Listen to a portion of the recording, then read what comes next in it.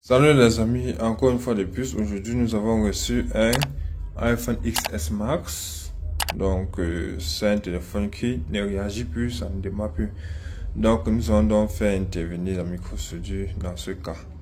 Donc comme je disais tantôt, c'est un téléphone qui ne réagit pas, elle ne fonctionne pas, rien.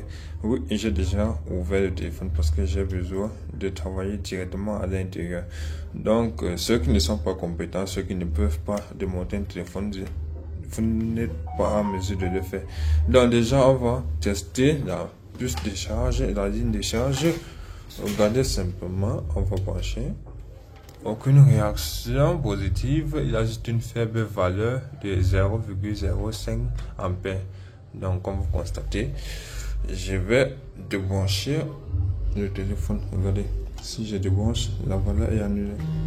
Vous voyez, je rebranche, les données remontent.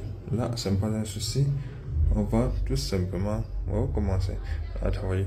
Donc là maintenant, le USB passe normalement, mais il n'y a aucune réaction au niveau du téléphone. Donc qu'est-ce qu'on va faire à présent?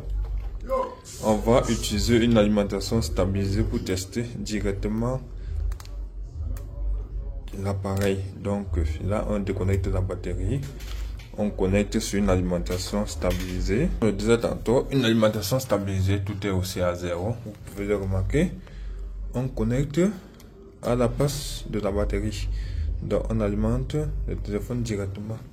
Voilà, on a une forte consommation de 2,8 ampères. Le bip là, c'est une forte consommation. Donc déjà, c'est pas normal. Là, la carte mère est en court-circuit. Donc ce qu'il a lieu de faire actuellement, c'est démonter la carte mère et trouver le problème. Donc regardez, si je débranche, le bip va s'arrêter. Donc vous constatez que là le téléphone est en court-circuit. Là maintenant je vais donc procéder au démontage. Je vais retirer la carte mère du châssis, donc qui est là. Comme vous voyez, je vais démonter la carte mère dans son intégralité et travailler directement sur la carte mère. Donc là je vais procéder au diagnostic et lorsque je vais trouver la panne, je vais résoudre le problème. Et bien on va pouvoir avancer. Bon là déjà, donnez-moi un instant pour que je puisse démonter et extraire la carte mère de son châssis. Là comme vous pouvez constater, j'ai déjà déconnecté l'afficheur premièrement, toujours en ayant déjà déconnecté la batterie. Puis j'ai débranché tous les connecteurs sur la carte mère. Donc tous les connecteurs. Évitez de toucher cet endroit, c'est le capteur pour le Face ID reconnaissance faciale. Donc s'il est endommagé, le Face ID ne passe plus. Donc tout est déconnecté. Vous dévissez les vis de la carte mère. Là vous procédez à l'extraction de la carte mère. Bon là comme vous pouvez constater, voilà la carte mère qui a été démontée, soigneusement retirée de son châssis, sans couper de nappe, sans rien endommager. Là maintenant nous allons donc procéder au travail, au diagnostic, autant pour moi, d'abord au microscope. Donc directement on continue le travail de ce côté. Là j'ai mis maintenant la carte mère sur mon reader. C'est grâce à ça que je vais pouvoir travailler sur la carte mère au microscope. Donc déjà là c'est là équipé. Je mets mon microscope, je règle pour un travail efficace et un diagnostic parfait. Bon, j'ai aussi besoin de son outil d'assistance qui est celui-ci. Donc son schéma bitmap. J'ai également besoin de son schéma bitmap pour pouvoir bosser. Voilà la carte mère du téléphone XS Max représentée comme vous pouvez le constater. Donc tout ce que je vais faire sur ce téléphone sera ici. C'est de lui dont j'ai besoin. Le connecteur batterie, je crois qu'il doit être ici. Oui, voilà. Donc vous voyez que lorsque je clique quelque part, ça interagit, ainsi de suite. Donc c'est grâce à ce schéma que je vais interpréter toutes les lignes du téléphone et comprendre le problème. Donc c'est un peu comme ça fonctionne. Bon, pour mieux comprendre de quoi il est question, il vous faut suivre une formation spéciale, une formation de la micro-soudure. Donc voilà déjà le nom, PPV BAT VCC, donc Positive Power Battery. donc Reuters, Cohen, ainsi de suite. Donc, pour connaître tout ça, il faut suivre une formation. Bon, là, je vais procéder au diagnostic de mon téléphone sans toutefois tarder. Donc, je vous reviens après le diagnostic. Bon, déjà, tout est en place. Donc, je vais me servir de mon multimètre pour vérifier. Donc, là, vous voyez, mon multimètre opérationnel. Je vais me servir de lui pour travailler. Donc, bon, là, je peux vous rassurer, j'ai déjà trouvé le problème. Donc, déjà à ce niveau, j'ai trouvé la panne. Et pour le résoudre, j'attends juste le client. Parce que le client est sorti. J'étais en train de faire un diagnostic. Maintenant, j'attends. À son retour, je vais donner le prix. S'il est partant, s'il accepte le prix, je procède à la réparation de sa carte mère. Et puis, ça sera OK. Connecté en externe, juste pour permettre de faire un test rapide, quoi. Donc là, c'est juste pour faire un test. Voilà la carte mère alimentée avec une alimentation stabilisée déjà, qui est là comme vous constatez. Une carte mère affichée, tout est là. Donc le microscope, bon, j'ai juste retourné puisque j'ai terminé le travail. Maintenant, je vais donc procéder au démarrage. Le bouton de démarrage, lui, se trouve ici. C'est ce connecteur. Donc, je vais toujours passer au microscope pour le faire démarrer. Bon, là, j'ai pas mon microscope.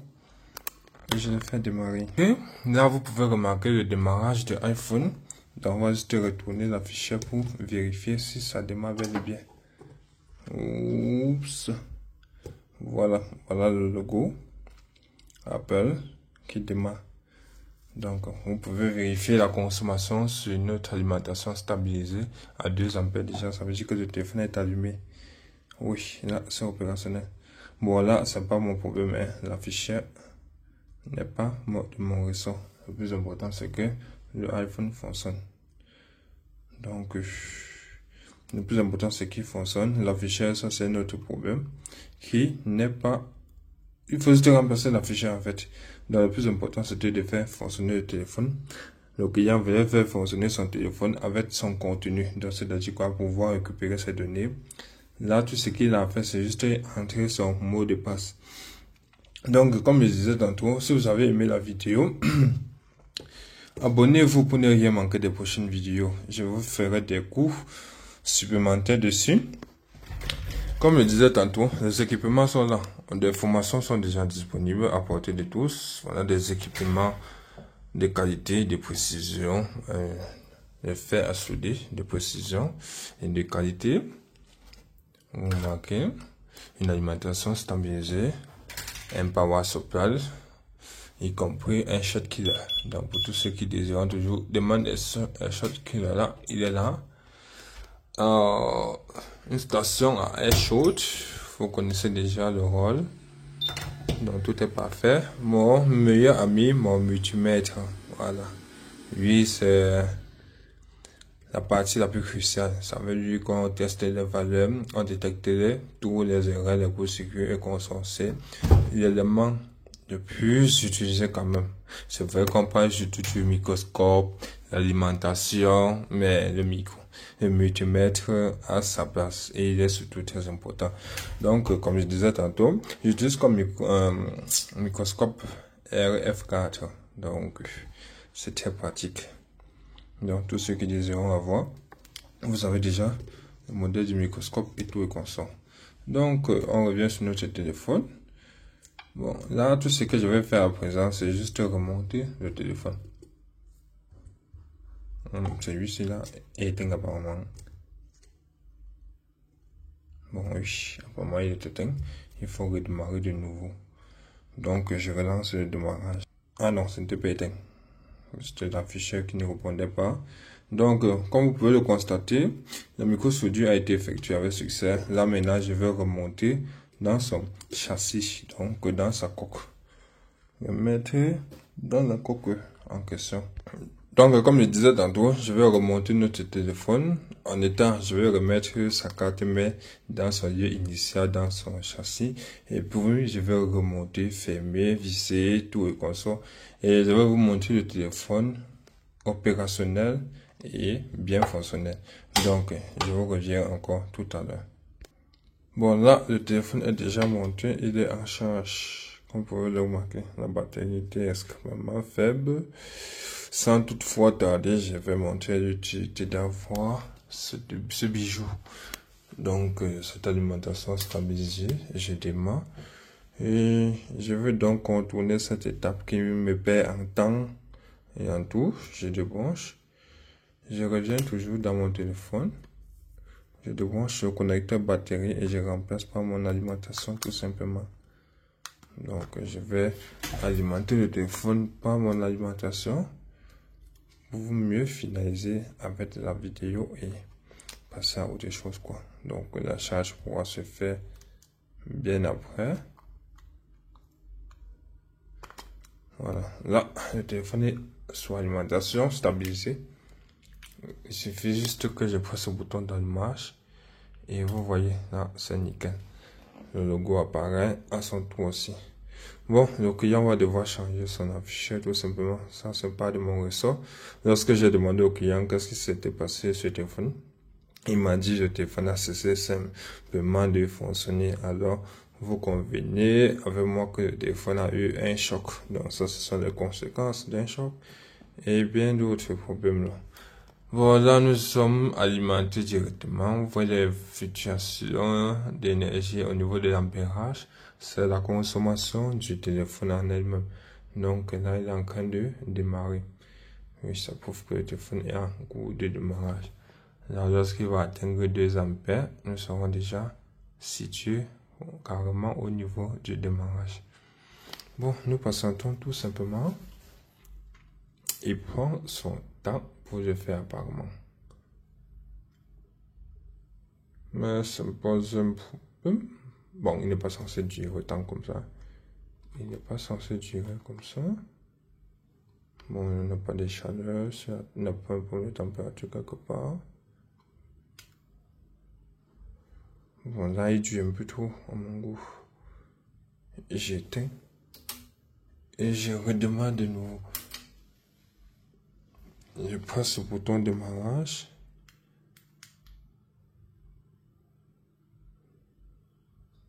Bingo.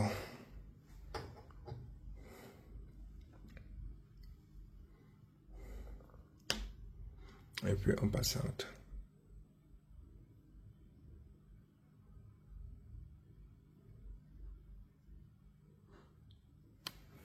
Voilà, à 1 ampère, 2 ampères, c'est censé afficher déjà. Donc à ce niveau, il est déjà censé afficher le résultat. Parfait. Donc vous voyez tout à l'heure, c'était vraiment pas normal.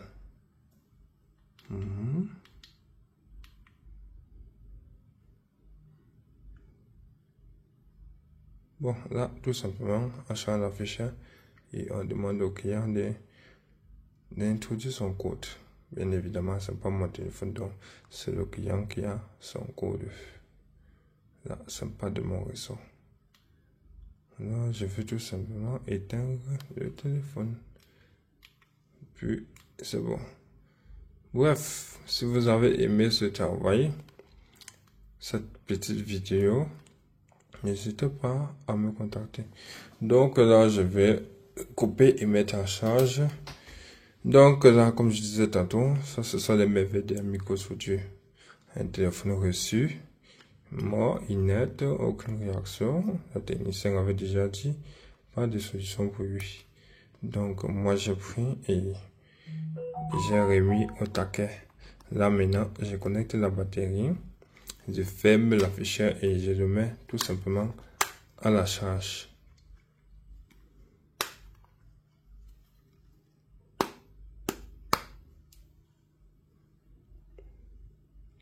Oui, je remets à la charge.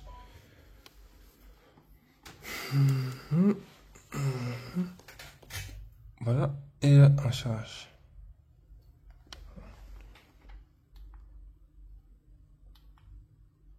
Bon, la charge va venir. Je pense que la batterie est très faible.